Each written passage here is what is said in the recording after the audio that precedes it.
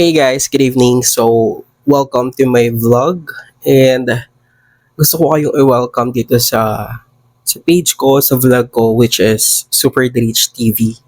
And I'm loving my setup. I actually love my background. So, it's aurora lights together with the stars and with the ambience of our moon, of course.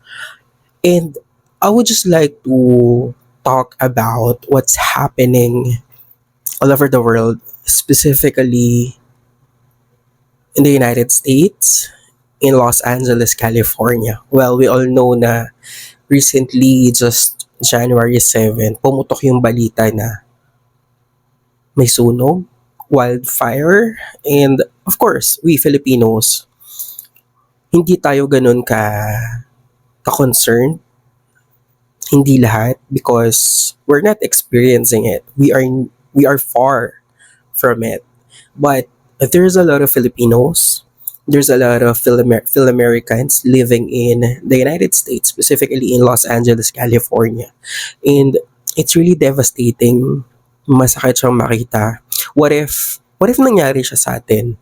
What if may kamag-anak tayo doon?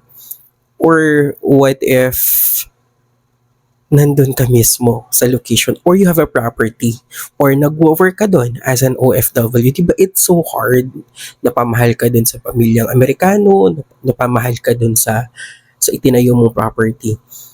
Come to think of it na dito siya nangyari sa Pilipinas and imagine lots of hectares, so napakadaming ektarya yung nasunog. Imagine, isang buong city, isang buong barangay dito sa Pilipinas, which is nangyayari ngayon sa Amerika, sa Los Angeles.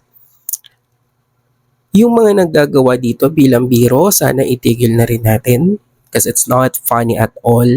It's a serious situation.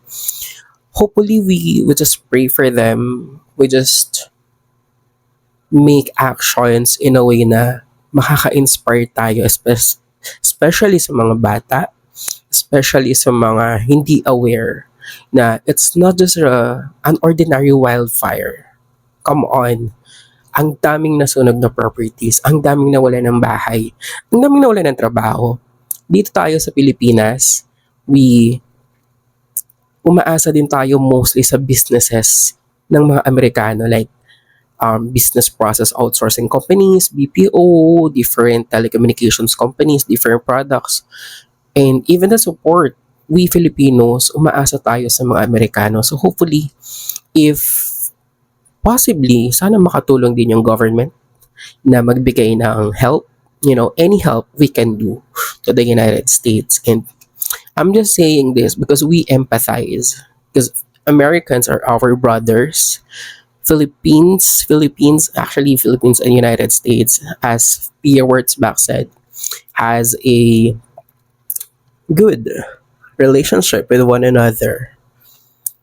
So, ipagdasal natin na sana matigil na yung wildfire, and actually, if it's not the result of global warming or kung ano nga ba yung punot dulo kung bakit may ganitong sobrang laking wildfire, it is something na very alarming. So, let's just share awareness, positivity, and prayers for those who are affected. And hopefully, hindi siya mangyari dito sa Pilipinas. Okay?